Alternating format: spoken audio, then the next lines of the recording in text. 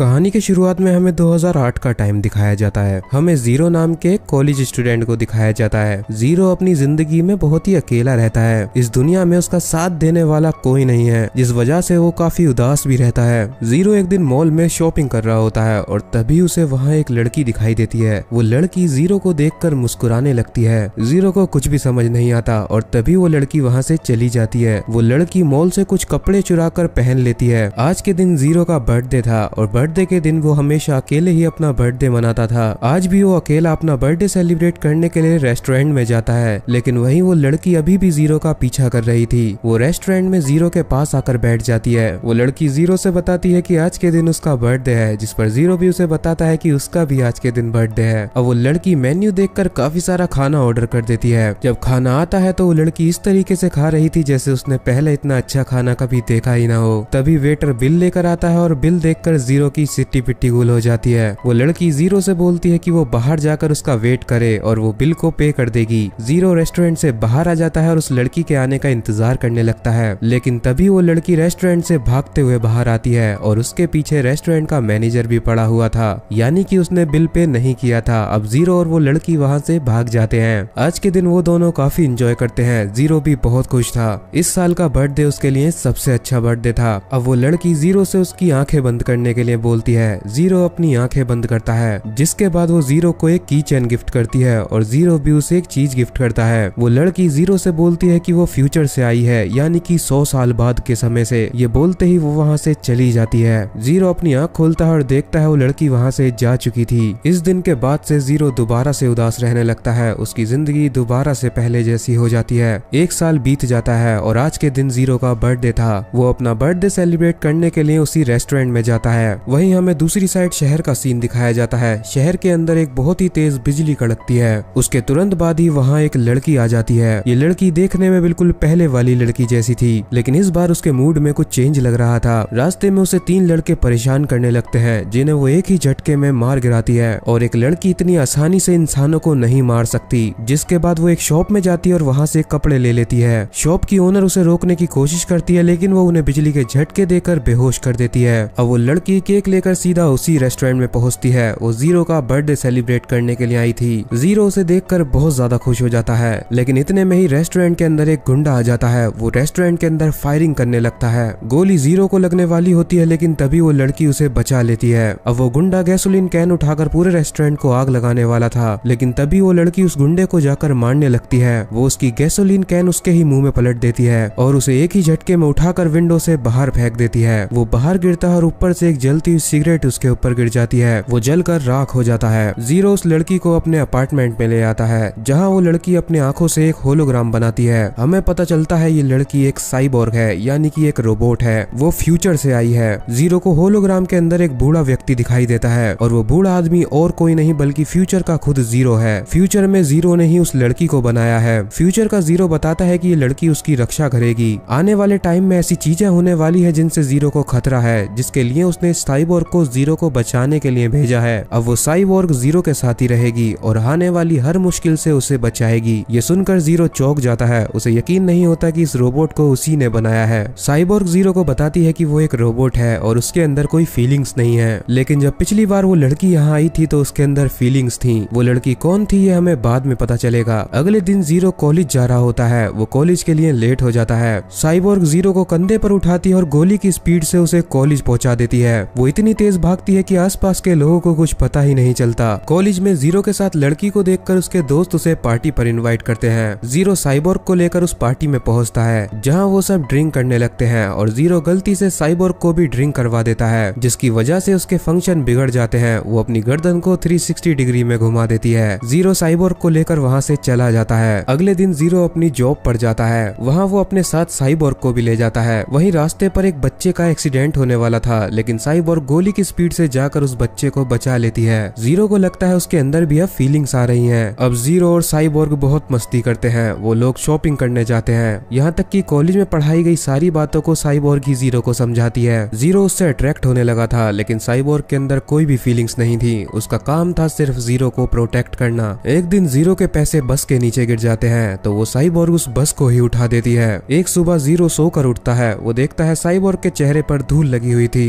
तभी टीवी पर एक न्यूज आती है, एक बिल्डिंग के अंदर आग लग गई थी। उस न्यूज में बताया जाता है कि किस तरीके से एक अनजान लड़की ने सभी बच्चों को जलने से बचा लिया, और वो अनजान लड़की और कोई नहीं बल्कि साइबोर्ग ही थी। ये देखकर जीरो भी बहुत खुश होता है। एक दिन ऐसे ही साइबोर्ग जीरो से उसके गाँव जाने के लिए बोलती है, लेकिन जीरो उससे मना कर देता है क्योंकि उसका गाँव भूकंप में पूरी तरीके से बर्बाद हो चुका था। साइबोर्ग उसे बताती है अगर वो अपने होम टाउन नहीं गया तो उसे इस बात का पछतावा पूरी जिंदगी रहेगा। जीरो अपने गांव का नाम सुनकर इमोशनल हो जाता है और वो आखिरकार वहां जाने के लिए मान जाता है। अब वो दोनों बस में बैठकर उसके गांव के लिए निकल जाते हैं। जब जीरो वहां पहुंचता है तो वो देखता है उसका गांव बिल्कुल ठीक था, वहां कोई भी भूकंप नहीं आया था। दरअसल में साइबोर्ग उसे टाइम ट्रेवल कर पास्ट में ले गई थी। वहाँ जीरो अपने गाँव की यादों को दोबारा से जीता है, यहाँ तक कि उसे अपना छोटा रूप भी दिखाई देता है। जीरो अपनी माँ को देखता है और बहुत ज्यादा खुश होता है। इस सब के बाद जीरो का अट्रैक्शन साइबोर्ग से और भी ज्यादा बढ़ जाता है। अब वो दोनों वापस प्रेजेंट में आ जाते हैं। जीरो से रुका नहीं जाता और वो साइबोर्ग को बता देता है कि वो उससे प्यार करता है, लेकिन साइबोर्ग उसकी किसी बात का जवाब नहीं देती।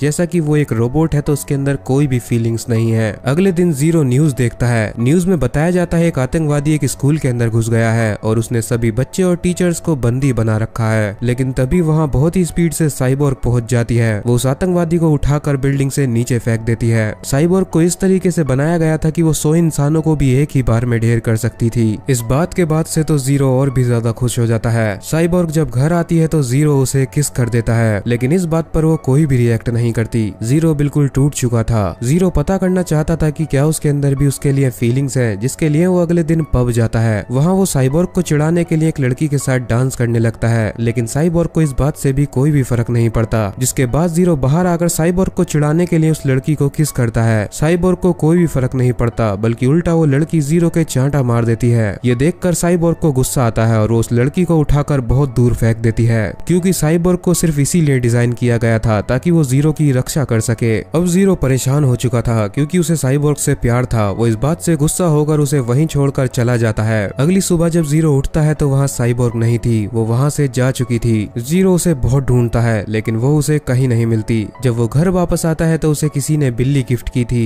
और ये उसे साइबोर्ग ने ही गिफ्ट की थी। अब जीरो काफी टाइम तक अकेला रहता है, उसके साथ कोई नहीं था। उसकी जिंदगी दोबारा पहले जैसी हो चुकी थी। लेकिन ऐसे ही एक दिन जीरो अपने अपार्टमेंट में बैठकर पुरानी बातों को याद कर रहा था। तभी वो देखता है उसका अपार्टमेंट बहुत तेज हिलने लगता है। वो बाहर देखता है जहाँ बहुत ही तगड़ा भूकंप आया था, सारी बिल्डिंगें गिर रही थी। जीरो की बिल्डिंग टूट जाती है और जीरो नीचे गिर रहा होता है, लेकिन तभी वहाँ साइबोर्ग आ जाती है। वो जीरो को बचा लेती है। पूरा शहर भूकंप की वजह से तबाह हो चुका था। साइबोर्ग जीरो को उठाकर सेफ जगह ले जाने लगती है, लेकिन तभी वो देखती है उनके ऊपर एक बिल्डिंग गिरने वाली है। वो जीरो को धक्का मारकर दूर फेंक देती है, जिससे वो पूरी बिल्डिंग साइबोर्ग के ऊपर ही गिर जाती है। लेकिन दूसरी साइड जीरो की तरफ भी जमीन में दरार आ जाती है, वो भी जमीन के अंदर गिरने वाला था। जीरो चिल्लाने लगता है। दूसरी साइड साइबोर्ग मलबे के नीचे दबी हुई थी। उसे जीरो के चिल्लाने की आवाज आती है। वो अपने आधे शरीर को तोड़ लेती है और जीरो को जाकर बचा लेती है। जीरो उसकी हालत देखकर रोने लगता है। वो उससे माफी मांगता है। साइबोर्ग समझ चुकी थी कि अभी भी वहाँ खतरा है, इसीलिए वो मुस्कुराकर जीरो को वहाँ से जाने के लिए बोलती है, लेकिन जीरो उसके बिना वहाँ से नहीं जाने वाला था।